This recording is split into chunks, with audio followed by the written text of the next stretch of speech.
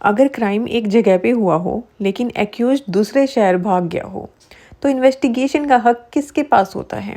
क्या पुलिस किसी भी जगह जाके इंक्वायरी कर सकती है? और अगर दो पुलिस स्टेशंस एक ही केस पे काम करना चाहते हैं तो कौन डिसाइड करेगा किसकी पावर ज़्यादा है?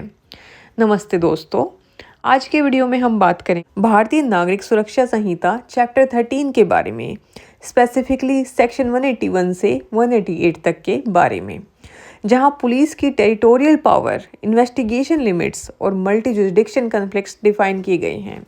ये वो सेक्शन हैं जो बताते हैं कि पुलिस किस एरिया में केस रजिस्टर कर सकती है। अगर एक केस का मल्टीपल जगह पर लिंक हो तो कौन सा थाना एक्शन लेगा, और जब पुलिस अपने स्टेशन के बाहर जाती है तो लीगल बाउंड्रीज क्या होती हैं।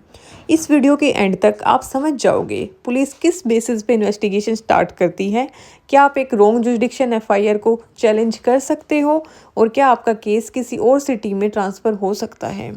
अगर आप किसी भी लीगल मैटर में कंफ्यूज्ड हो या पुलिस पावर को समझना चाहते हो तो ये वीडियो आपके लीगल अवेयरनेस के लिए ज़रूरी है। बात करते हैं सेक्शन 181 की, statement to police and use thereof. Section 181 बात करता है कि पुलिस इन्वेस्टिगेशन के दौरान किसी व्यक्ति ने जो बयान दिया हो, अगर उसे लिखा भी गया हो तो उस पर उस व्यक्ति के साइन नहीं होंगे।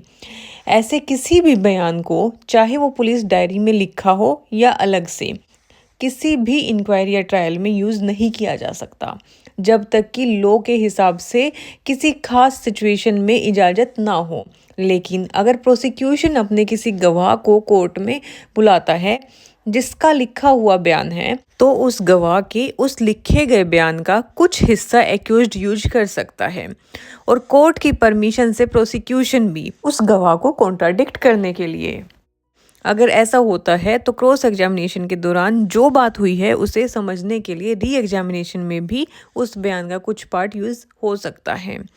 इस सेक्शन का कुछ हिस्सा भारतीय साक्ष्य अधिनियम 2023 के सेक्शन 26 क्लोज ए और सेक्शन 23 क्लोज 2 के प्रोविजो पर लागू नहीं होता। एक्सप्लेनेशन कहता है कि अगर किसी इंपॉर्टेंट और रेलेवेंट बात का जिक्र पुलिस स्टेशन में नहीं है तो वो भी कॉन्ट्राडिक्शन माना जा सकता है, लेकिन ये तय करना कि वो ओमिशन कॉन्ट्राडिक्शन है या नहीं, ये हर केस के कंटेक्स्ट में एक फैक्ट का सवाल होगा। पुलिस के सामने दिए गए बयान कोर्ट में डायरेक्ट सबूत नहीं बनते, लेकिन लिमिटेड तरीके से कॉन्ट्राडिक्शन और री एग्जामिनेशन के लिए यूज हो सकते हैं। Let's read this section for better understanding. Section 181, statement to police and use देयरऑफ।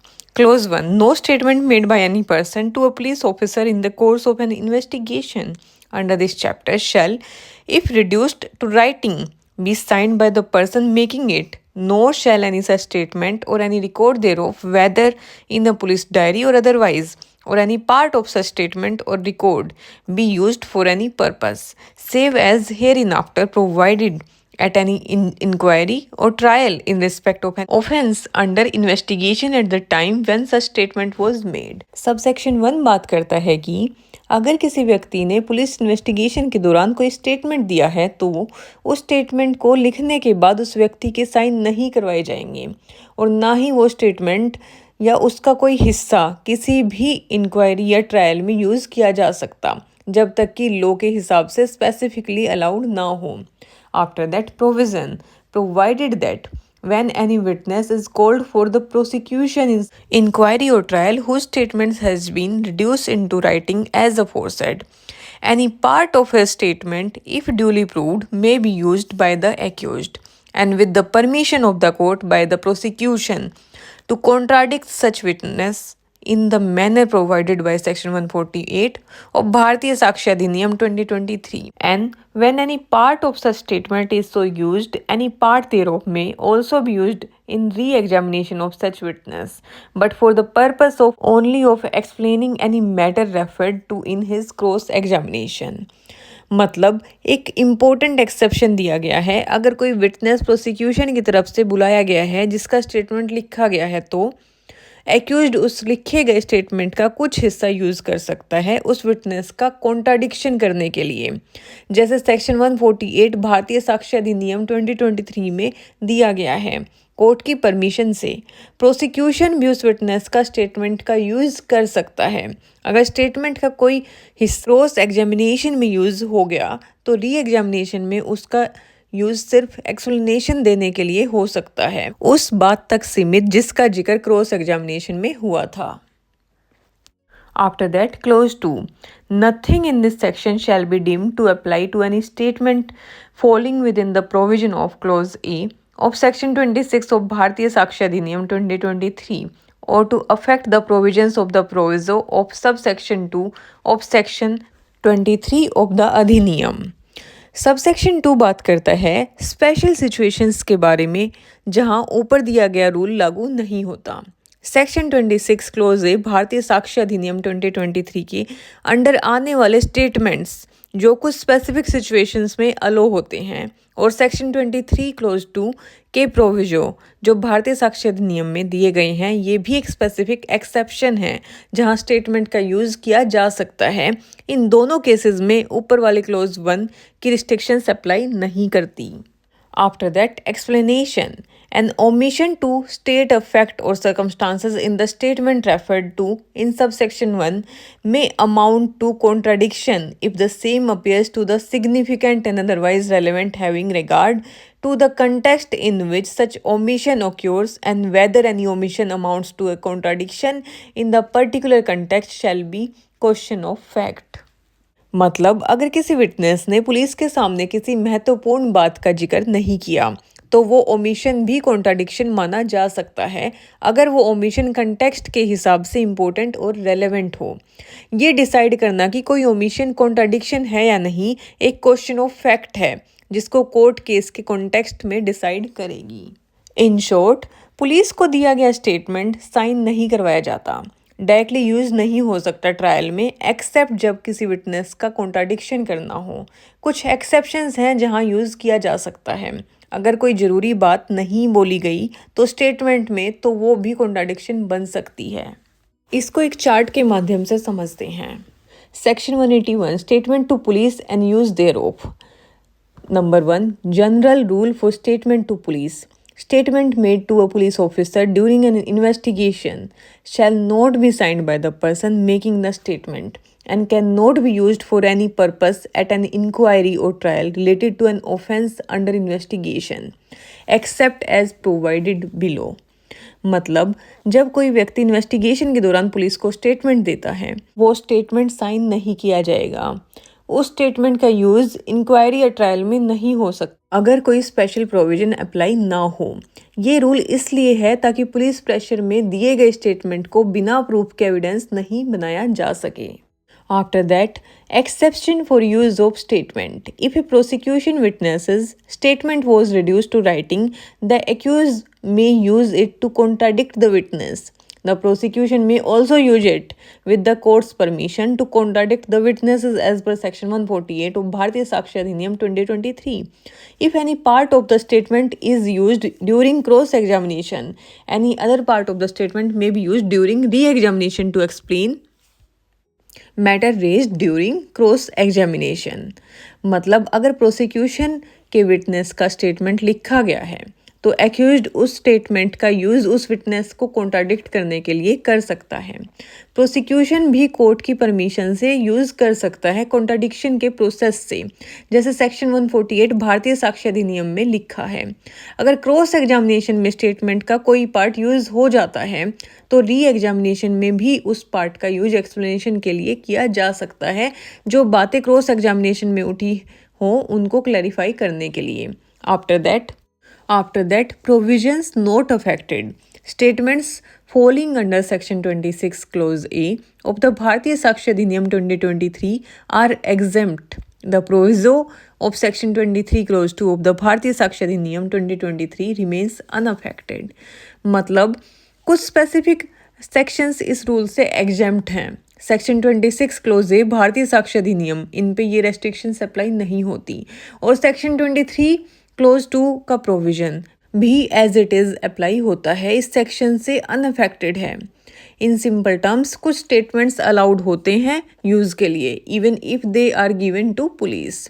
After that Explanation regarding contradictions. An omission to state a fact or circumstance in a police statement can be considered as contradiction if the omission is significant and relevant in the context.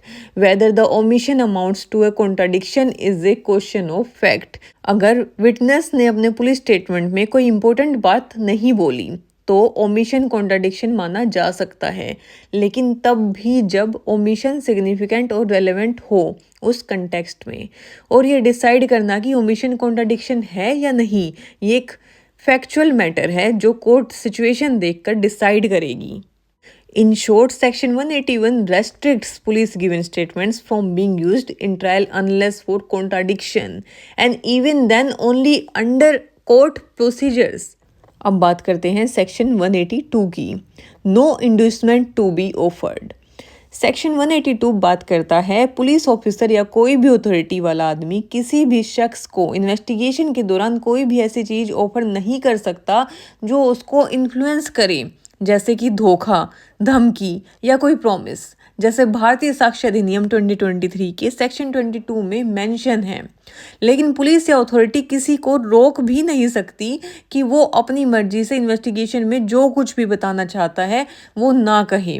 मतलब कोई भी व्यक्ति बिना दबाव के अपना बयान दे सकता है। बस एक छोटा सा एक्सेप्शन है जो सेक्शन 183 के सब सेक्शन 4 में दिया गया है, जिसको ये सेक्शन अफेक्ट नहीं करेगा। Let's read this section for better understanding. Section 182, no inducement to be offered. Clause 1. No police officer or other person in authority shall offer or make or cause to be offered or made any such inducement, threat or promise as is mentioned in Section 22 of भारतीय साक्ष्य अधिनियम 2023. मतलब police या authority वाले को मना है कि वो किसी को भी ऐसे इंड्यूसमेंट, धमकी या प्रॉमिस ना दे जो सेक्शन 22 के अंदर आता है। मतलब किसी को झूठ बोलने या गलत बयान देने के लिए धमकाना या फिर उन्हें बहकाना अलाउड नहीं है।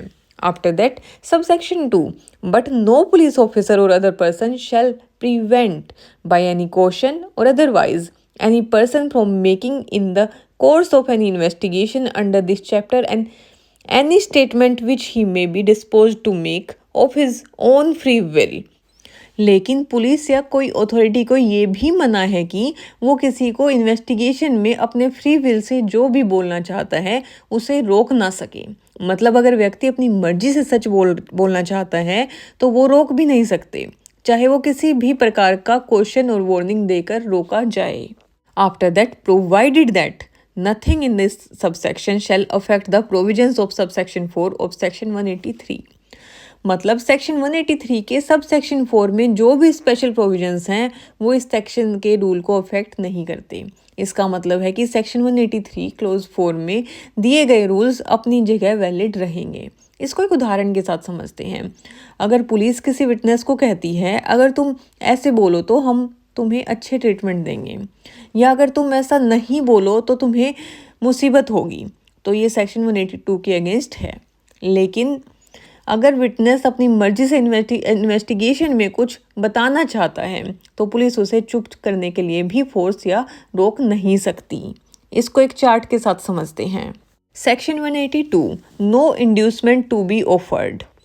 Number 1, prohibition on inducement, threat or promise. No police officer or person in authority shall offer or make or cause to be offered to be made any inducement, threat or promise as defined in section 22 of भारतीय साक्ष्य अधिनियम 2023।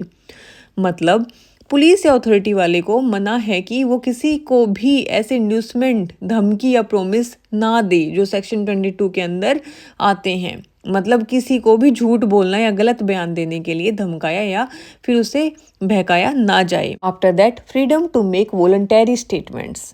No police officer or person in authority shall prevent anyone from making a statement during an investigation if statement is made voluntary and of the person's own free will. लेकिन police या कोई authority को ये भी मना है कि वो किसी को इन्वेस्टिगेशन में अपने फ्री विल से जो भी बोलना चाहता है उसे रोक ना सके। मतलब अगर व्यक्ति अपनी मर्जी से सच बोलना चाहता है तो वो रोक ना सके, चाहे वो किसी भी प्रकार से क्वेश्चन वार्निंग देकर रोका जाए। After that, proviso. The above provision does not affect the rules under section 183 clause 4 of BNSS. मतलब सेक्शन 183 के सब सेक्शन 4 में जो भी स्पेशल प्रोविजंस हैं वो इस सेक्शन के रूल्स को अफेक्ट नहीं करते। इसका मतलब है इस सेक्शन 183 क्लोज 4 में दिए गए रूल्स अपनी जगह वैलिड रहेंगे। इन शॉर्ट, सेक्शन 182 कहता है कि इन्वेस्टिगेशन के दौरान पुलिस या किसी अथॉरिटी को किसी भी शख्स को इन्फ्लुएंस करने के लिए धमकी, प्रॉमिस या भड़कावा देना मना है। साथ ही किसी को अपनी मर्जी से सच बोलने से रोकना भी मना है। इससे इन्वेस्टिगेशन ट्रांसपेरेंट और फेयर होती है।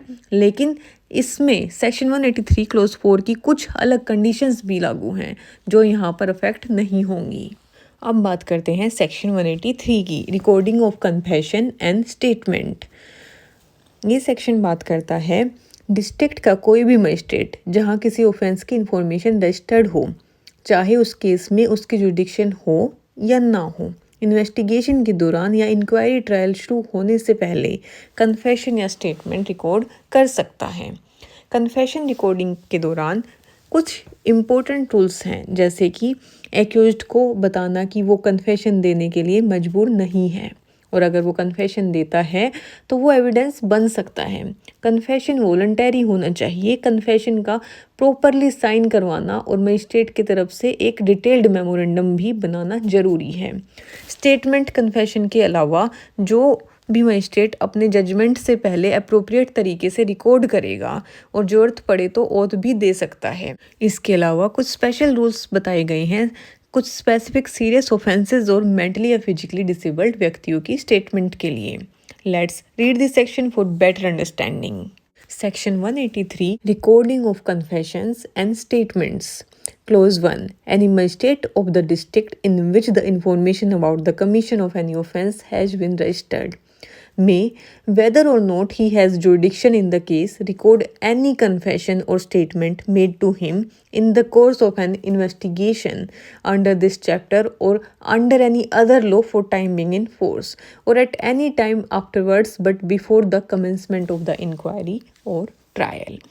ये सेक्शन बात करता है किसी भी मजिस्ट्रेट को, चाहे उसके पास केस की जुडिक्शन हो या ना हो, ये पावर होती है कि वो इन्वेस्टिगेशन के दौरान या किसी भी दूसरे लॉ के अंडर या इंक्वायरी या ट्रायल शुरू होने से पहले किसी भी समय किसी भी एक्यूज्ड या विटनेस का स्टेटमेंट या कन्फेशन रिकॉर्ड कर सकता है। इसका मतलब है कि अगर किसी व्यक्ति ने अपराध स्वीकार किया या कोई ज़रूरी स्टेटमेंट दिया है तो उसे मजिस्ट्रेट के सामने लिखित रूप में रिकॉर्ड किया जा सकता है, चाहे मजिस्ट्रेट उस स्पेसिफिक केस की हियरिंग करे या ना करे। After that, proviso. Provided that any confession statement made under this subsection may also be recorded by audio, video, electronic means in the presence of the advocate of the person accused of an offence. Proviso 1 बात करता है इस प्रकार के confession या statement को audio video format में भी रिकॉर्ड किया जा सकता है, लेकिन कुछ कंडीशंस के साथ। रिकॉर्डिंग के समय एक्यूज्ड का वकील वहाँ मौजूद होना चाहिए। ये क्लोज इंश्योर करता है कि एक्यूज्ड पर प्रेशर ना हो और कन्फेशन वॉलंटरी हो, इसलिए ऑडियो वीडियो एविडेंस के साथ लीगल प्रेजेंस भी मैंडेटरी है। After that, Proviso 2 provided further that no confession shall be recorded by a police officer on whom any power of magistrate has been conferred under any law for the time being in force. मतलब कोई भी police officer, चाहे उसे magistrate की power भी मिली हो, वो confession record नहीं कर सकता। ये प्रोटेक्शन इसलिए दिया गया है ताकि कन्फेशन किसी पुलिस प्रेशर, टॉर्चर या इन्फ्लुएंस के अंडर ना हो और सिर्फ जुडिशियल मजिस्ट्रेट ही वैलिड कन्फेशन रिकॉर्ड कर सकता है। After that, subsection 2, the magistrate shall, before recording any such confession, explain to the person making it that he is not bound to make a confession and that if he does so, it may be used as evidence against him. And the magistrate shall not record any such confession unless, upon cautioning the person making it, he has reason to believe that it is being made voluntary. Sub section 2 बताता है magistrate को accused को समझाना होगा कि वो confession देने के लिए मजबूर नहीं है और अगर कन्फेशन दिया तो वो एविडेंस बन सकता है। मजिस्ट्रेट तभी कन्फेशन रिकॉर्ड करेगा जब उसे लगे कि कन्फेशन वॉलंटरी है। After that, sub section 3 If at any time before the confession is recorded, the person appearing before the magistrate states that he is not willing to make the confession, the magistrate shall not authorize the detention of such person in police custody. Subsection 3 बताता है अगर confession record होने से पहले accused मना कर दे तो magistrate उसकी पुलिस कस्टडी में रखने की इजाज़त नहीं देगा. After that subsection 4 any such confession shall be recorded in the manner provided in section 316 of recording the examination of an accused person and shall be signed by the person making the confession, and the magistrate shall make a memorandum at the foot of such record to the following effect. I have explained to name that he is not bound to make a confession, and that if he does so, any confession he may make may be used as evidence against him. And I believe that the confession was voluntary made. It was taken in the presence and hearing, and was read over the person making it and admitted by him to be correct, and it contains a full and true account of the statement made by him, signed A and B magistrate.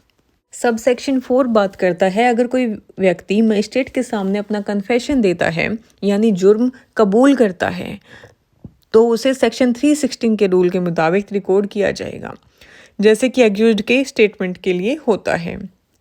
इसके की points हैं written and signed statement. ये confession लिखित रूप में record किया जाएगा. उस व्यक्ति के सिग्नेचर लिए जाएंगे जिन्होंने कन्फेशन दिया है ताकि क्लियर हो कि उसने अपनी मर्जी से लिखा है और वही उसका सच्चा बयान है. आफ्टर दैट रिकॉर्ड के नीचे मजिस्ट्रेट को एक ऑफिशियल स्टेटमेंट लिखना होगा जिसमें कुछ इंपॉर्टेंट बातें लिखी होती हैं. एक्यूज्ड को ये समझा दिया गया था कि उस पर कोई ज़बरदस्ती नहीं है कन्फेशन देने की. अगर वो कन्फेशन देता है तो वो उसके खिलाफ एविडेंस बन सकता है. मजिस्ट्रेट को लगता है कि कन्फेशन वॉलंटरी है. ये कन्फेशन मजिस्ट्रेट की प्रेजेंस में लिया गया है. ये पूरा स्टेटमेंट एक्यूज्ड को पढ़कर सुनाया गया और उसने करेक्ट माना और ये पूरा और सच्चा स्टेटमेंट है उस व्यक्ति का जो उसने दिया. एंड लाइन में मजिस्ट्रेट के सिग्नेचर भी होते हैं जिसे लीगल प्रोसेस में बहुत इंपॉर्टेंस दी जाती है. इन शॉर्ट मजिस्ट्रेट कन्फेशन को सेक्शन 316 के रूल के अकॉर्डिंगली लिखेंगे. एक्यूज्ड के सिग्नेचर लेने ज़रूरी हैं. मजिस्ट्रेट को लिखना पड़ेगा कि एक्यूज्ड को बताया गया था कि कन्फेशन देना ज़रूरी नहीं है. अगर दिया तो उसे कोर्ट में एविडेंस के रूप में लिया जा सकता है. मजिस्ट्रेट को लगता है कि कन्फेशन पूरी तरह से वॉलंटरी है.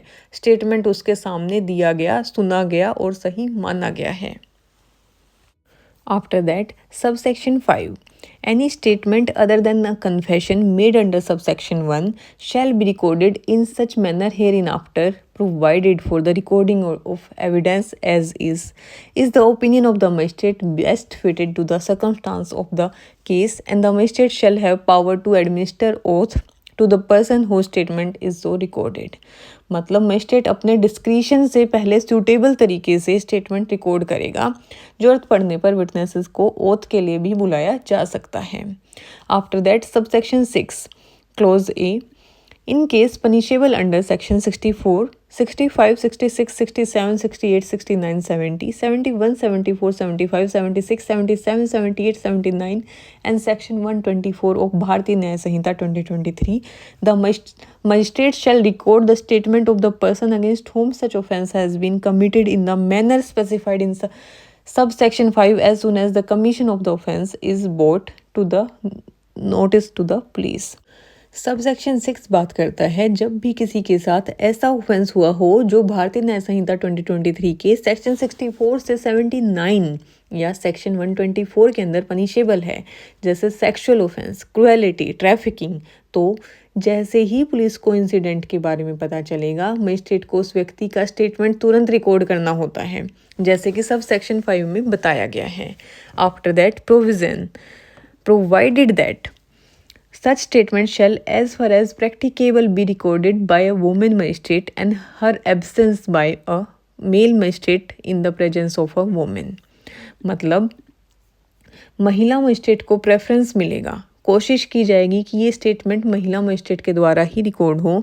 अगर अवेलेबल नहीं हो तो मेल मजिस्ट्रेट करेगा परंतु एक महिला की प्रेजेंस में.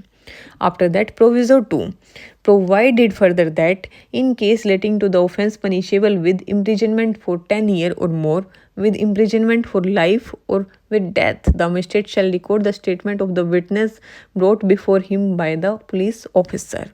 मतलब अगर केस में पनिशमेंट 10 साल या उससे ज़्यादा है, लाइफ इम्प्रिजनमेंट या डेथ पेनल्टी है, तो मजिस्ट्रेट पुलिस द्वारा लाए गए विटनेस का स्टेटमेंट रिकॉर्ड करेगा. After that, proviso 3 provided also that if the person making the statement is temporary or permanently mentally or physically disabled, the magistrate shall take the assistance of an interpreter or a special educator in recording the statement.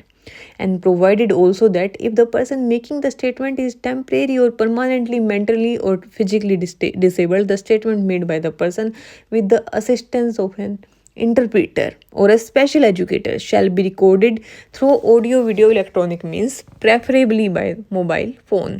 मतलब physically या mentally disabled person की statement लेने के लिए interpreter या special educator की मदद लेना जरूरी है और ये statement audio video electronic form में रिकॉर्ड की जाएगी. After that, subsection 6 clause b, a statement recorded under clause a of person who is temporary और परमानेंटली मेंटली और physically disabled shall be considered a statement in lieu of examination in chief as specified in section 142 of Bharatiya Sakshi Adhiniyam 2023, such that the maker of the statement can be cross-examined on such statement without the need for recording the same at the time of trial. मतलब अगर disabled व्यक्ति का statement close ए के under record किया गया है, वो statement examination in chief माना जाएगा, जैसा कि सेक्शन 142 ऑफ भारतीय साक्ष्य अधिनियम में लिखा है. फिर ट्रायल में दोबारा एग्जामिनेशन इन चीफ करने की जरूरत नहीं होती. कोर्ट में सिर्फ क्रॉस एग्जामिनेशन किया जाएगा उसी रिकॉर्डेड स्टेटमेंट के बेसिस पर. इन शॉर्ट, सीरियस और सेंसिटिव केसेस में विक्टिम विटनेस के स्टेटमेंट तुरंत रिकॉर्ड होने चाहिए. प्रेफरेबली महिला मजिस्ट्रेट रिकॉर्ड करेगी. डिसेबल्ड व्यक्ति का केस में इंटरप्रेटर और एवी रिकॉर्डिंग मैंडेटरी है. जो स्टेटमेंट लिया गया है वो ही ट्रायल में एग्जामिनेशन इन चीफ माना जाएगा और उस पर क्रॉस एग्जामिनेशन हो सकता है. आफ्टर दैट, सब section 7, the magistrate recording a confession or statement under this section shall forward it to the magistrate by whom the case is to be inquired into or tried. मतलब confession और statement record करने वाले magistrate उस record को inquiry trial वाले magistrate को भेजेंगे. In short, section 183 कहता है कि कन्फेशन और स्टेटमेंट इन्वेस्टिगेशन के दौरान या इंक्वायरी ट्रायल शुरू होने से पहले किसी भी कॉम्पिटेंट मजिस्ट्रेट के सामने रिकॉर्ड किया जाएगा ताकि एक्यूज्ड के राइट्स का ध्यान रखा जा सके और एविडेंस प्रॉपर तरीके से मिल सके. इसमें ऑडियो वीडियो रिकॉर्डिंग और एडवोकेट की मौजूदगी का भी प्रोविजन है. डिसेबल्ड पर्सन्स के लिए स्पेशल फैसिलिटी है. ये प्रोसेस फेयर ट्रायल के लिए बहुत ज़रूरी है. अब बात करते हैं सेक्शन 184 की, medical examination of victim of rape. ये सेक्शन बात करता है जब रेप या उसका अटेम्प्ट का इन्वेस्टिगेशन चल रहा हो और अगर विक्टिम का मेडिकल एग्जामिनेशन करवाना ज़रूरी हो तो वो एग्जामिनेशन गवर्नमेंट या लोकल अथॉरिटी के हॉस्पिटल में रजिस्टर्ड मेडिकल प्रैक्टिशनर से करवाया जाएगा. अगर वैसा प्रैक्टिशनर अवेलेबल ना हो तो किसी और रजिस्टर्ड मेडिकल प्रैक्टिशनर से भी करवाया जा सकता है. मेडिकल एग्जामिनेशन के लिए विक्टिम या उसके रिप्रेजेंटेटिव का कंसेंट लेना ज़रूरी है. विक्टिम को इन्फॉर्मेशन मिलते ही 24 घंटे के अंदर एग्जामिनेशन के लिए भेजना होगा. एग्जामिनेशन करने वाला डॉक्टर बिना डिले के विक्टिम के डिटेल्ड रिपोर्ट बनाएगा जिसमें विक्टिम के details, injuries, mental condition, DNA material और कंसेंट भी इंक्लूड होंगे. रिपोर्ट 7 दिन के अंदर इन्वेस्टिगेशन ऑफिसर को भेजना होगा जो फिर मजिस्ट्रेट को फॉरवर्ड करेगा और कंसेंट के बिना कोई भी मेडिकल एग्जामिनेशन अलाउड नहीं है. Let's read this section for better understanding. Section 184, Medical Examination of Victim of Rape. Subsection 1, where during the stage when an offense of committing rape or attempt to commit rape is under investigation, it is proposed to get the person of the woman with whom rape is alleged or attempted to have been committed or attempted, examined by a medical expert, and such examination shall be conducted by a registered medical practitioner employed in a hospital run by the government or a local authority, and in the absence of such practitioner by any other registered medical practitioner with the consent of such woman or of a person competent to give such consent on her behalf, and such woman shall be sent to such registered medical practitioner within 24 hours from the time of receiving the information relating to the commission of such offense. Subsection 1 बात करता है जब किसी rape या rape की कोशिश के case में इन्वेस्टिगेशन चल रही हो तो अगर रेप सर्वाइवर वुमेन का मेडिकल एग्जामिनेशन कराना हो तो ये सिर्फ एक रजिस्टर्ड मेडिकल प्रैक्टिशनर के द्वारा ही किया जाएगा।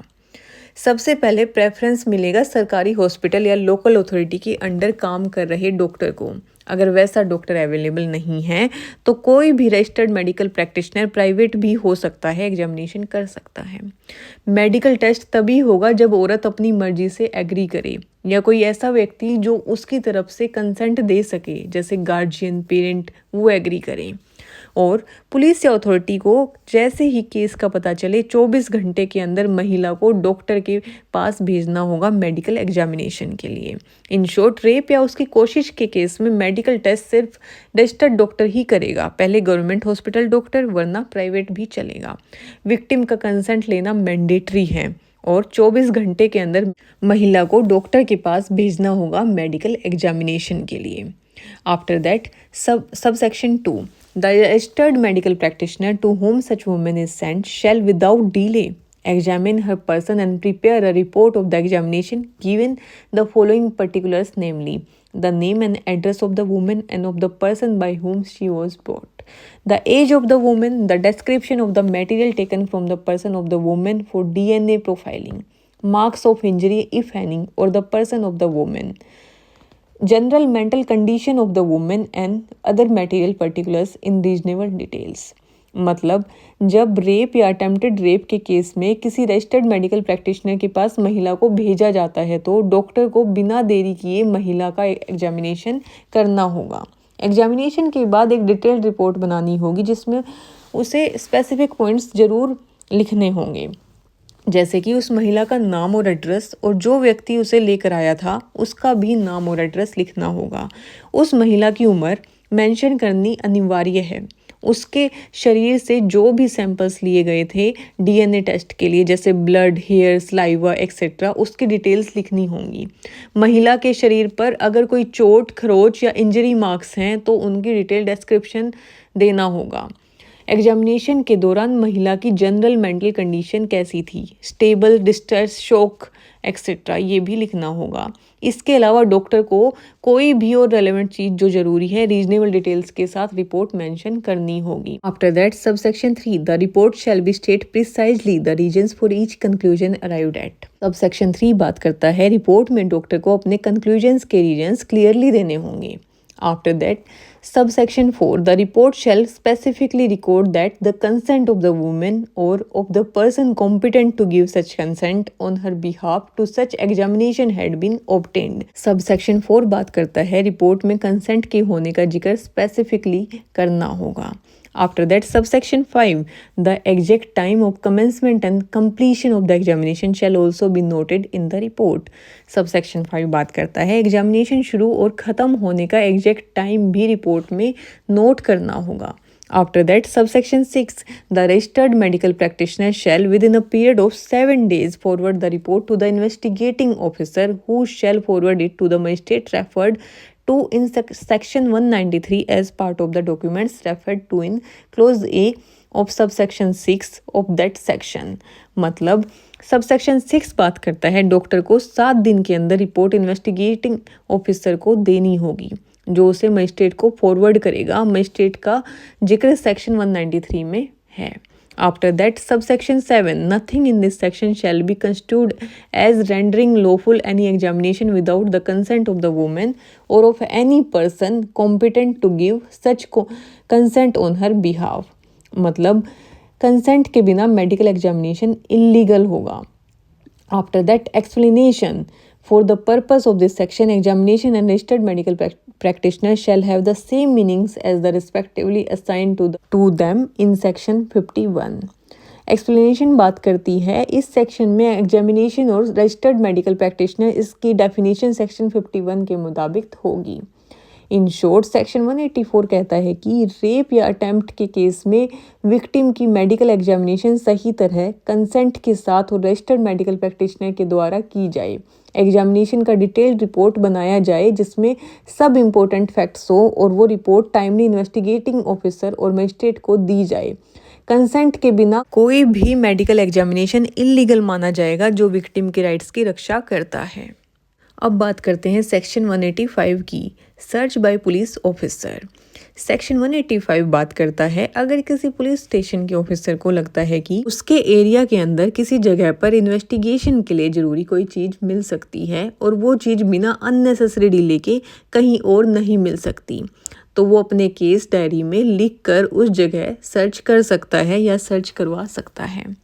पुलिस ऑफिसर खुद अगर पॉसिबल हो तो सर्च करेगा और पूरा सर्च ऑडियो वीडियो रिकॉर्ड किया जाएगा मोबाइल फ़ोन से। अगर खुद नहीं कर सकता तो अपने सबऑर्डिनेट ऑफिसर को लिखित ऑर्डर देके सर्च करवा सकता है। सर्च वारंट और सेक्शन 103 के रूल्स भी अप्लाई होते हैं। जो भी सर्च रिकॉर्ड बनेगा उसकी कॉपी 48 आवर्स के अंदर नियरेस्ट मजिस्ट्रेट को भेजनी होगी और प्लेस के मालिक ऑक्यूपायर को भी फ्री में कॉपी मिलेगी अगर वो मांगे। Let's read the section for better understanding. Section 185, Search by Police Officer. Clause 1. Whenever an officer in charge of a police station or a police officer making an investigation has reasonably grounds for believing that anything necessary for the purpose of an investigation into any offense which he is authorized to investigate may be found in any place within the limits of the police station of which he is in charge or to which he is attached, and that such thing cannot be, in his opinion, be otherwise obtained without undue delay, such officer may, after recording in writing the grounds of his behalf in the case diary and specifying in such writing so far as possible the thing for which search is to be made, search or cause search to be made for such thing in any place within the limits of such station. मतलब police station का officer या investigating officer अगर समझे कि investigation के लिए कोई ज़रूरी चीज़ उसके जुरिडिक्शन में किसी जगह मिल सकती है और वो चीज़ बिना डिले के कहीं और नहीं मिल सकती, तो वो अपने केस डायरी में लिखकर ग्राउंड स्पेसिफाई करके उस जगह सर्च कर सकता है या करवा सकता है। After that sub section 2, A police officer proceeding under subsection 1 shall, if practicable, conduct the search in person, provided that search conducted under this section shall be recorded through audio video electronic means, preferably by mobile phone. Subsection 2 बात करता है अगर possible हो तो officer खुद personally search करेगा। Search का पूरा audio video recording preferably mobile phone से होगा। After that, subsection 3, if he is unable to conduct the search in the person and there is no other person competent to make the search present at that time, he may, after recording in writing his reasons for so doing, require any officer subordinate to him to make the search, and he shall deliver to such subordinate officer an order in writing specifying the place to be searched and so far as possible the thing for which search is to be made, and such subordinate officer may thereupon search for such thing in such place. Subsection 3 बात करता है अगर police officer खुद search नहीं कर सकता और कोई और कॉम्पिटेंट ऑफिसर अवेलेबल नहीं है तो अपने सबऑर्डिनेट को लिखित ऑर्डर देगा। ऑर्डर में प्लेस और चीज़ स्पेसिफाई करेगा जिसके लिए सर्च करना है, सबऑर्डिनेट ऑफिसर सर्च करेगा। After that, subsection 4, the provisions of this Sanhita as the search warrant and the general provisions as the searches contained in section 103 shall so far as may be applied to a search made under this section. मतलब जो general rules हैं search warrant और section 103 के regarding वो यहाँ भी लागू होंगे। After that subsection 5, copies of any record made under subsection 1 or subsection 3 shall forthwith, but not later than 48 hours, be sent to the nearest magistrate empowered to take cognizance of the offence, and the owner or occupier of the place such shall, on application, be furnished free of cost with a copy of the same by the magistrate. Subsection 5 बात करता है जो record बनेगा case diary में लिखा या return order, उसकी copy 48 hours के अंदर नियरेस्ट मजिस्ट्रेट को भेजनी होगी। प्लेस के ओनर ऑक्यूपायर अगर चाहें तो मजिस्ट्रेट से फ्री में कॉपी ले सकते हैं। इन शॉर्ट सेक्शन 185 कहता है कि पुलिस ऑफिसर को इन्वेस्टिगेशन में ज़रूरी चीज़ें जल्दी और सही तरीके से मिल सकें, इसलिए वो अपने जुडिक्शन में सर्च कर सकता है। सर्च का पूरा प्रोसेस ट्रांसपेरेंट हो, इसलिए ऑडियो, वीडियो रिकॉर्डिंग और लिखित रिकॉर्ड्स बनाए जाते हैं। अगर ऑफिसर खुद सर्च नहीं कर पाए तो वो अपने जूनियर ऑफिसर को लिखित ऑर्डर दे सकता है। सब रिकॉर्ड्स टाइमली मजिस्ट्रेट को देने होते हैं और ओनर को भी कॉपी दी जाती है, जो ट्रांसपेरेंसी और अकाउंटेबिलिटी के लिए ज़रूरी है। अब बात करते हैं सेक्शन 186 की। When officer in charge of a police station may require another to issue a search warrant. Section 186 बात करता है अगर एक पुलिस स्टेशन का ऑफिसर इन्वेस्टिगेशन कर रहा हो और उसे लगता हो किसी और पुलिस स्टेशन के एरिया में सर्च करना जरूरी है, तो वो उस दूसरे पुलिस स्टेशन के ऑफिसर को रिक्वेस्ट कर सकता है कि वो अपने जुडिक्शन में सर्च वारंट जारी करे और वहाँ सर्च करवाए। अगर डिले होने से एविडेंस छुपाए या तबाह करने का खतरा हो तो वो पहले वाले ऑफिसर बिना रिक्वेस्ट किए भी वहाँ सर्च कर सकते हैं, जैसे कि वो अपने एरिया में हो। जो भी सर्च करेगा उसे तुरंत वहाँ के पुलिस स्टेशन के ऑफिसर को और मजिस्ट्रेट को नोटिस और रिकॉर्ड भेजना होता है। अगर जगह का मालिक या वहाँ रहने वाले चाहें तो उससे मजिस्ट्रेट के पास भेजे गए रिकॉर्ड्स की फ्री कॉपी ले सकते हैं। Let's read this section first for better understanding. Section 186. When officer in charge of a police station may require another to issue a search warrant. Subsection 1. An officer in charge of a police station or a police officer not being below the rank of sub-inspector making an investigation may require an officer in charge of another police station, whether in the same or a different district, to cause a search to be made in any place in any case in which the former officer might cause such search to be made within the limits of his own station. Subsection 1 बात करता है एक police station के officer या sub inspector या उससे ऊपर rank वाले पुलिस ऑफिसर इन्वेस्टिगेशन में अगर चाहें तो वो किसी दूसरे पुलिस स्टेशन के ऑफिसर को सर्च वारंट जारी करवाने के लिए कह सकते हैं, चाहे वो दूसरा पुलिस स्टेशन सेम या अलग जुडिक्शन में हो। After that, subsection 2, such officer on being so required shall proceed according to the provisions of section 185 and shall forward the thing found, if any, to the officer at whose request the search was made. मतलब जो दूसरा officer इस request पर search करता है वो section 185 के rules follow करेगा और अगर कोई चीज़ मिलती है तो उसे ओरिजिनल रिक्वेस्ट करने वाले ऑफिसर को भेज देगा। After that, subsection 3, whenever there is reason to believe that the delay occasioned by requiring an officer in charge of another police station to cause a search to be made under subsection 1 might result in evidence of the commission of an offence being concealed or destroyed, it shall be lawful for an officer in charge of a police station or a police officer making any investigation under this chapter to search or cause to be searched any place in the limits of another police station in accordance with the provisions of section 185 as if such place were within the limits of his own police station. Subsection 3 बात करता है अगर ऐसा लगे कि दूसरा police station से request करने में देर हो जाएगी और उस डिले में सबूत छुप या डिस्ट्रॉय हो जाएंगे तो इन्वेस्टिगेशन करने वाला ऑफिसर बिना रिक्वेस्ट किए वहाँ सर्च कर सकता है, जैसे कि वो अपने एरिया में सर्च कर रहा हो।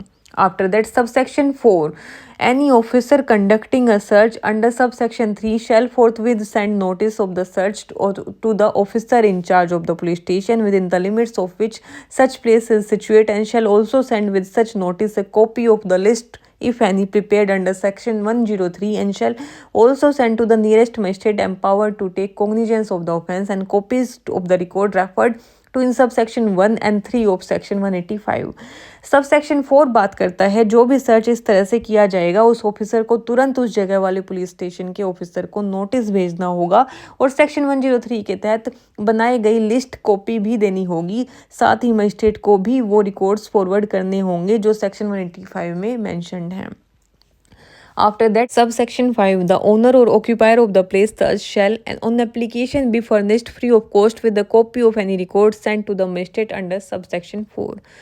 Subsection 5 बात करता है जगह का मालिक वहां रहने वाले अगर चाहें तो मजिस्ट्रेट के पास भेजे गए रिकॉर्ड्स की फ्री कॉपी ले सकते हैं। इन शॉर्ट सेक्शन 186 ये बताता है कि इन्वेस्टिगेशन में अगर किसी और पुलिस स्टेशन के एरिया में सर्च करना हो तो रिक्वेस्ट कर सकते हैं या इमरजेंसी में बिना रिक्वेस्ट के भी वहाँ सर्च कर सकते हैं। सब सर्चेज ट्रांसपेरेंट होने चाहिए, इसलिए लोकल पुलिस और मजिस्ट्रेट को तुरंत इन्फॉर्म करना जरूरी है। ओनर या ऑक्यूपेंट को भी अपने हक के लिए रिकॉर्ड्स की कॉपी मिल सकती है। अब बात करते हैं सेक्शन 187 की, procedure when investigation can not be completed in 24 hours. Section 187 बात करता है अगर कोई आदमी अरेस्ट होता है और 24 घंटे के अंदर इन्वेस्टिगेशन कंप्लीट नहीं हो पाती, जो सेक्शन 58 में फिक्स्ड है, तो पुलिस ऑफिसर को तुरंत एक्यूज्ड को मजिस्ट्रेट के पास भेजना होता है और इन्वेस्टिगेशन की डिटेल्स भी मजिस्ट्रेट को देनी होती हैं। मजिस्ट्रेट डिसाइड करता है कि एक्यूज्ड को डिटेंशन में रखना है या बेल देनी है, और डिटेंशन की मैक्सिमम टाइम लिमिट्स भी दी गई हैं। ये सेक्शन एक्यूज्ड के राइट्स और पुलिस डिटेंशन के रूल्स को बैलेंस करता है। Let's read this section for better understanding. Section 187, Procedure when investigation cannot be completed in 24 hours. Subsection 1.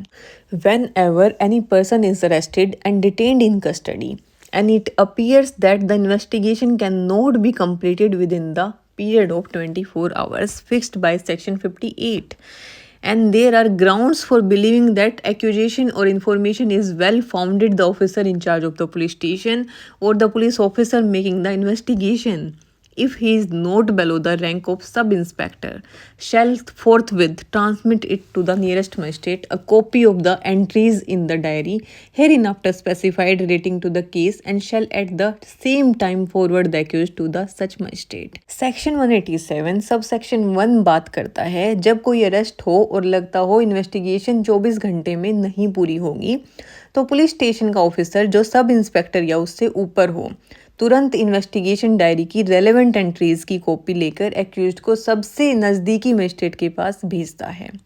After that subsection 2, the magistrate to whom an accused person is forwarded under this section में, irrespective of whether he has or has no jurisdiction to try the case, after taking into the consideration whether such person has not been released on bail or his bail has been cancelled, authorize from the time to time the detention of the accused in such custody as the magistrate thinks fit, for a term not exceeding 15 days in the whole or in parts at any time during the initial 40 days or 60 days out of the detention period of 60 days or 90 days as the case may be, as provided in subsection 3, and if he has no jurisdiction to try the case or commit it for trial and consider further detention unnecessary, he may order the accused to be forwarded to magistrate having such jurisdiction. Subsection 2 बात करता है जब किसी accused को इस section के under magistrate के सामने पेश किया जाता है, तो मजिस्ट्रेट चाहे उस केस के ट्रायल उनके जुडिक्शन में हो या ना हो, ये देख सकता है कि क्या एक्यूज्ड को बेल मिला है या नहीं, या बेल मिलने के बाद कैंसिल हो चुका है। इन सब बातों को देखने के बाद मजिस्ट्रेट एक्यूज्ड को कस्टडी में भेजने का अधिकार रखता है, चाहे वो जुडिशियल कस्टडी हो या पुलिस कस्टडी, जैसे उसे ठीक लगे। लेकिन ये डिटेंशन मैक्सिमम 15 दिन के लिए हो सकता है, चाहे एक बार में या अलग अलग पार्ट्स में। और ये 15 दिन की कस्टडी सिर्फ उस इनिशियल 40 दिन, अगर टोटल डिटेंशन पीरियड 60 दिन का हो, या 60 दिन अगर टोटल डिटेंशन पीरियड 90 दिन का हो, के अंदर ही दी जा सकती है। अगर मजिस्ट्रेट के पास केस का ट्रायल करने का अधिकार नहीं है और उसे लगता है कि और डिटेंशन ज़रूरी नहीं है, तो वो एक्यूज्ड को किसी ऐसे मजिस्ट्रेट के पास भेज सकता है जिसके पास ट्रायल का जुडिक्शन हो। इन शॉर्ट, मजिस्ट्रेट चाहे उस केस का ट्रायल उसके पास हो या नहीं, एक्यूज्ड की बेल स्टेटस चेक करके कस्टडी ऑथोराइज कर सकता है, मैक्सिमम 15 दिन तक पार्ट्स में भी। ये 15 दिन वाली कस्टडी सिर्फ इनिशियल 40 या 60 दिन के पीरियड में ही अलाउड है, पूरे 60 या 90 दिन के अंदर नहीं। अगर मजिस्ट्रेट के पास केस सुनने का अधिकार नहीं है, तो वो एक्यूज्ड को प्रॉपर जुडिक्शन वाले मजिस्ट्रेट के पास भेज सकता है। इसको एक उदाहरण के साथ समझते हैं। मान लीजिए रमेश को दिल्ली पुलिस ने ऑनलाइन फ्रॉड के केस में अरेस्ट किया है। पुलिस ने उसे 24 घंटे के अंदर पटियाला हाउस कोर्ट के ड्यूटी मजिस्ट्रेट के सामने पेश किया, लेकिन ये केस रोहिणी कोर्ट के जुडिक्शन का है, ना कि पटियाला हाउस का। अब क्या होता है, मजिस्ट्रेट चेक करेगा, ये देखेगा कि क्या रमेश को बेल मिल चुकी है या उसकी बेल कैंसिल हो चुकी है। मान लीजिए रमेश को अभी तक बेल नहीं मिली। मजिस्ट्रेट के पास अधिकार है कि वो रमेश को 15 दिन तक कस्टडी में भेज सकता है, चाहे एक ही बार में या पार्ट्स में। ये 15 दिन वाली कस्टडी सिर्फ इनिशियल 60 दिन के डिटेंशन पीरियड के पहले 40 दिन के अंदर ही हो सकती है। अगर मजिस्ट्रेट को लगता है कि केस के जुडिक्शन उसके पास नहीं है और आगे डिटेंशन जरूरी नहीं है, तो रमेश को रोहिणी कोर्ट के मजिस्ट्रेट के पास ट्रांसफ़र कर देगा, जिनके पास उस केस के ट्रायल करने के अधिकार हैं।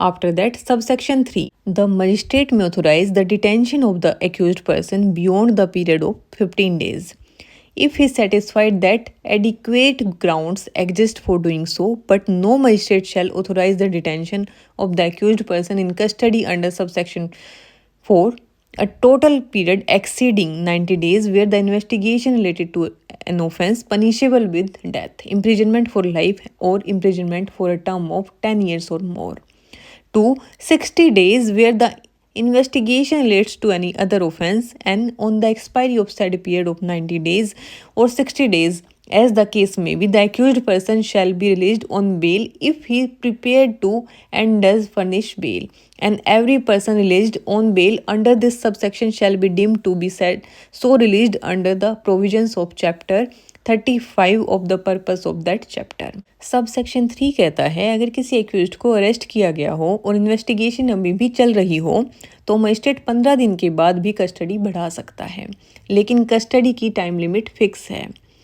90 दिन की कस्टडी जब ऑफेंस डेथ पेनल्टी हो सके, लाइफ इम्प्रिजनमेंट हो सकता है, या 10 साल या उससे ज़्यादा की सज़ा हो सकती है, और 60 दिन की कस्टडी जब ऑफेंस 10 साल से कम की सज़ा वाला हो।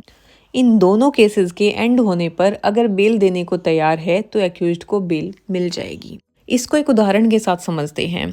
मान लीजिए पुलिस ने जैद को अरेस्ट किया है ड्रग ट्रैफिकिंग के केस में, जिसमें 10 साल से ज़्यादा की सज़ा हो सकती है। मजिस्ट्रेट ने पहले 15 दिन तक पुलिस कस्टडी दी। पुलिस ने बोला कि इन्वेस्टिगेशन कंप्लीट नहीं हुई है, तो मजिस्ट्रेट ने कस्टडी एक्सटेंड कर दी। लेकिन लॉ के मुताबिक मजिस्ट्रेट मैक्सिमम 90 दिन तक की कस्टडी दे सकता है।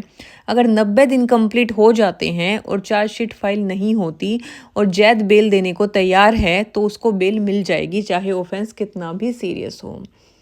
अगर केस लेस सीरियस हो, जैसे थेफ्ट या फ्रॉड, जिसमें मैक्सिमम सज़ा 5 साल है, तो कस्टडी लिमिट सिर्फ 60 दिन की ही होती है। उसके बाद बेल देना मैंडेटरी हो जाता है अगर एक्यूज्ड बेल फर्निश करता है। After that, subsection 4, no magistrate shall authorise detention of the accused in custody of the police under this section unless the accused is produced before him in person for the first time and subsequently every time till the accused remains in the force of the police. But the magistrate may extend further detention in judicial custody on production of the accused either in person or through the audio video electronic means. Subsection 4 बात करता है, जब किसी accused को police custody में रखना होता है तो मजिस्ट्रेट तब तक पुलिस कस्टडी अप्रूव नहीं कर सकता जब तक एक्यूज्ड उसके सामने पर्सनली प्रोड्यूस ना किया गया हो। सबसे पहली बार जब भी पुलिस कस्टडी की डिमांड होती है, एक्यूज्ड को मजिस्ट्रेट के सामने फिजिकली लाना मैंडेटरी होता है।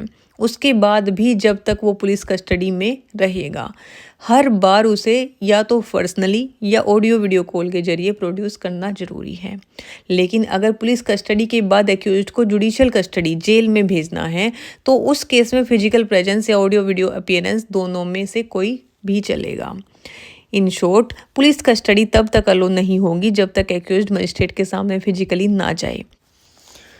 हर एक्सटेंशन के लिए फिजिकल या ऑडियो वीडियो प्रेजेंस जरूरी है। जुडिशियल कस्टडी एक्सटेंड करते वक्त वीडियो अपीयरेंस भी चलेगा। After that, subsection 5, no magistrate of the second class not specifically empowered in this behalf by the high court shall authorise detention in the custody of the police. Explanation for the avoidance of doubts, it is hereby declared that notwithstanding the expiry of the period specified in subsection 3, the accused shall be detained in custody so long as he does not furnish bail. Explanation 2, if any question arises whether an accused person was produced before the magistrate as required under subsection 4.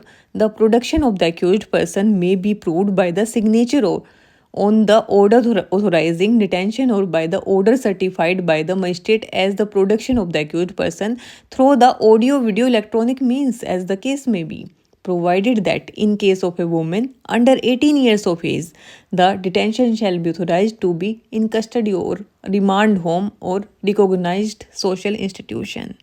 Provided further that no person shall be detained otherwise than in a police station under police custody or in prison under judicial custody or a place declared as prison by the central government or the state government. Subsection 5 बात करता है कोई भी second class magistrate तब तक किसी को police custody में भेजने का ऑर्डर नहीं दे सकता जब तक उसको हाई कोर्ट ने इस काम के लिए स्पेशली पावर ना दी हो। इसका मतलब है पुलिस कस्टडी जैसे ही सेंसिटिव मैटर में सिर्फ एक्सपीरियंस्ड और ऑथोराइज्ड मजिस्ट्रेट ही डिसीजन ले सकते हैं। आफ्टर दैट एक्सप्लेनेशन, बेल ना देने पर डिटेंशन जारी रहेगा। अगर किसी एक्यूज्ड का 60 दिन या 90 दिन के इन्वेस्टिगेशन वाले डिटेंशन पीरियड ख़त्म हो गया है, फिर भी अगर वो बेल फर्निश नहीं करता तो उसका कस्टडी में रहना जारी रहेगा।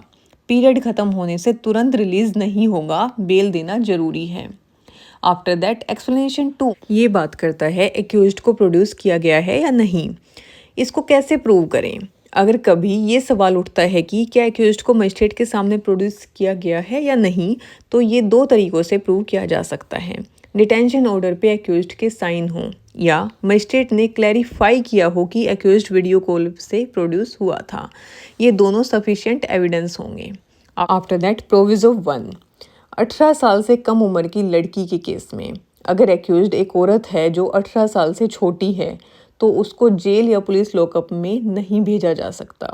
उसकी कस्टडी सिर्फ किसी रिमांड होम या सर्टिफाइड सोशल इंस्टीट्यूशन में ही होगी। After that second proviso, detention का सही जगह होना ज़रूरी है। किसी भी एक्यूज्ड को सिर्फ 3 जगहों में ही डिटेन किया जा सकता है। पहला पुलिस स्टेशन, पुलिस कस्टडी। दूसरा जेल या प्रिजन मतलब जुडिशियल कस्टडी। तीसरा सेंट्रल या स्टेट गवर्नमेंट के द्वारा डिक्लेयर किया गया कोई स्पेशल प्रिजन। किसी और जगह डिटेन करना इलीगल होगा। इन शॉर्ट सबसेक्शन 5 बात करता है second class magistrate can not send to police custody unless empowered. Custody continues till bail is given even after 60 और 90 डेज। इसके बाद एक्यूज्ड के प्रोडक्शन का प्रूफ क्या है, सिग्नेचर या video certification. And underage girls remand home only and custody allowed only in police station, jail or government declared prison. Let's read the subsection 6.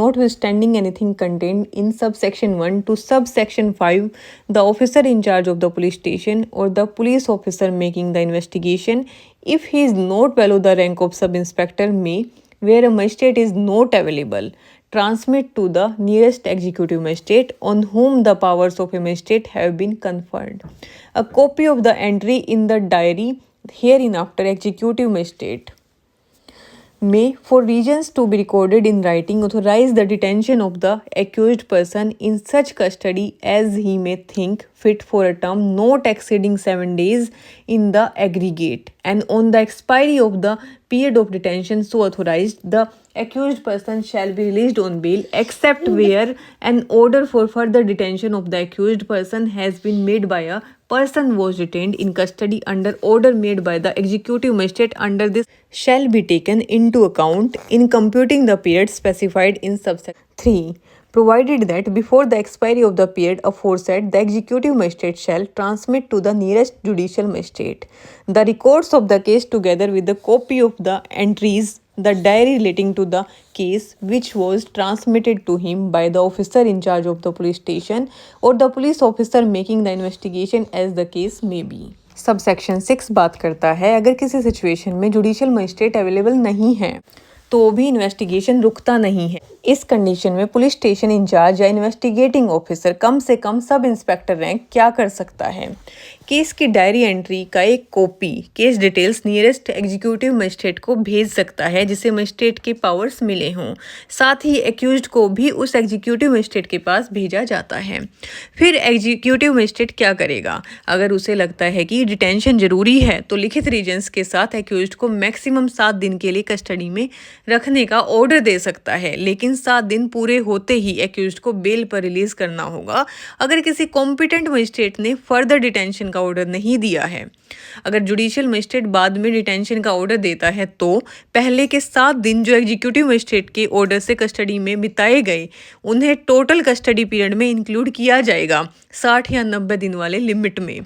Proviso बात करता है एग्जीक्यूटिव मजिस्ट्रेट को क्या करना होगा। 7 दिन का पीरियड के खत्म होने से पहले ही उसे केस को रिकॉर्ड और डायरी की एंट्री की कॉपी नियरेस्ट जुडिशियल मजिस्ट्रेट को भेजनी होती है। इसका पर्पस ये है कि प्रॉपर जुडिशियल प्रोसेस कंटिन्यू रहे और फर्दर डिटेंशन का डिसीजन एक जुडिशियल मजिस्ट्रेट ही ले। इन शॉर्ट जुडिशियल मजिस्ट्रेट ना हो तो एग्जीक्यूटिव मजिस्ट्रेट मैक्सिमम 7 दिन का कस्टडी दे सकता है।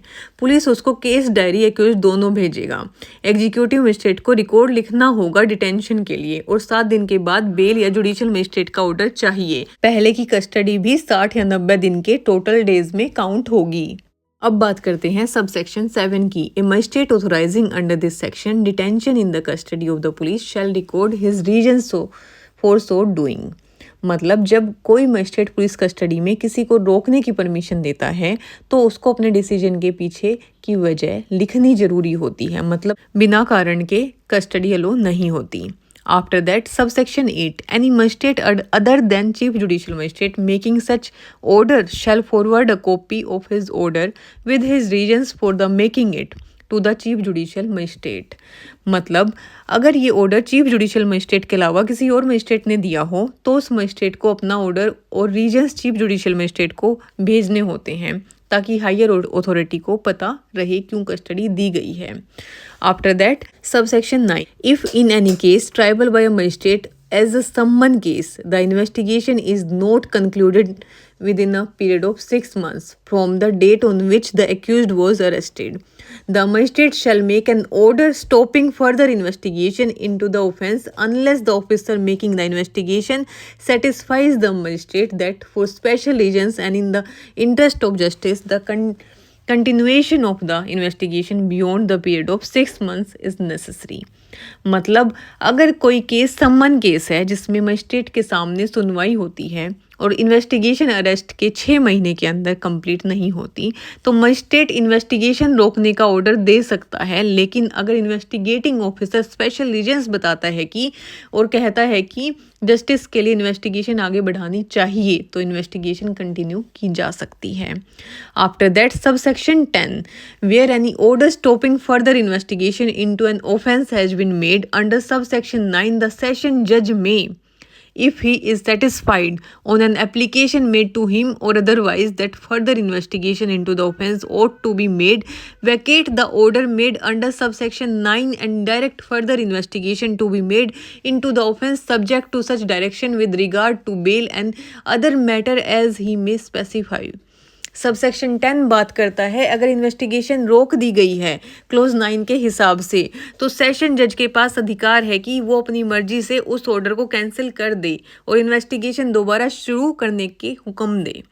इसके साथ वो बेल और दूसरे कंडीशन भी सेट कर सकता है। इन शॉर्ट सेक्शन 187 इंश्योर करता है कि अगर पुलिस 24 घंटे में इन्वेस्टिगेशन नहीं कर पाती तो एक्यूज्ड का अधिकार भी प्रोटेक्ट हो। एक्यूज्ड को जल्दी मजिस्ट्रेट के पास पेश करना होता है और डिटेंशन की मैक्सिमम लिमिट्स होती हैं ताकि डिटेंशन आर्बिट्रेरी ना हो। मजिस्ट्रेट हर स्टेप पर चेक करता है, डिटेंशन रीजंस लिखता है और एक्यूज्ड को हर एक्सटेंशन पे पर्सनली या वीडियो के जरिए पेश करना जरूरी है। एग्जीक्यूटिव मजिस्ट्रेट भी इमरजेंसी में लिमिटेड डिटेंशन ऑथराइज कर सकता है। इन्वेस्टिगेशन में डिलेज पर भी चेक है और जस्टिस के इंटरेस्ट में कोर्ट कंट्रोल रखते हैं। अब बात करते हैं सेक्शन 188 की, report of investigation by subordinate police officer. Section 188 बात करता है अगर किसी केस की इन्वेस्टिगेशन एक सबऑर्डिनेट पुलिस ऑफिसर जैसे कांस्टेबल या हेड कांस्टेबल करता है तो उस ऑफिसर को अपनी इन्वेस्टिगेशन कंप्लीट होने के बाद रिपोर्ट देनी होती है स्टेशन इंचार्ज को, यानी उस स्टेशन के ऑफिसर इंचार्ज को, जनरली सब इंस्पेक्टर या इंस्पेक्टर को। Let's read this section for better understanding. Section 188 Report of Investigation by Subordinate Police Officer. When any subordinate police officer has made any investigation under this chapter, he shall report the result of such investigation to the officer in charge of the police station. Section 188 BNSS कहता है कि अगर किसी case की investigation एक subordinate police officer जैसे constable या head constable करता है तो उससे अपनी इन्वेस्टिगेशन को पूरा रिजल्ट लिखित रूप में पुलिस स्टेशन के इंचार्ज ऑफिसर को देना होता है। इसका मतलब ये है कि जूनियर ऑफिसर खुद से फाइनल डिसीजन नहीं ले सकता। उसकी ड्यूटी होती है वो जो भी एविडेंस, विटनेस स्टेटमेंट या फाइंडिंग्स उसने कलेक्ट की हों वो सब कुछ रिपोर्ट की फॉर्म में SHO स्टेशन हाउस ऑफिसर को सबमिट करे। ये सिस्टम इसलिए बनाया गया है ताकि इन्वेस्टिगेशन प्रोसेस में अकाउंटेबिलिटी और कंट्रोल बना रहे। SHO या इंचार्ज ऑफिसर फिर उस रिपोर्ट को देखकर डिसाइड करते हैं कि FIR फाइल करनी है, चार्ज शीट बनानी है या केस क्लोज करना है। इससे पुलिस डिपार्टमेंट में हायरार्की फॉलो होती है और इन्वेस्टिगेशन ट्रांसपेरेंट रहता है। इन शॉर्ट सेक्शन 188 ये इंश्योर करता है कि जूनियर ऑफिसर जब भी किसी केस की इन्वेस्टिगेशन करते हैं तो उनका काम उनके सीनियर ऑफिसर के अंडर मॉनिटर्ड हो। इससे अकाउंटेबिलिटी बनी रहती है और लीगल प्रोसेस में प्रॉपर हायरार्की मेंटेन होती है। That's it for today. If you found this video helpful, don't forget to like, subscribe and share. Your support helps us create more free legal content. Drop your questions in the comments below. We love hearing from you. Thank you.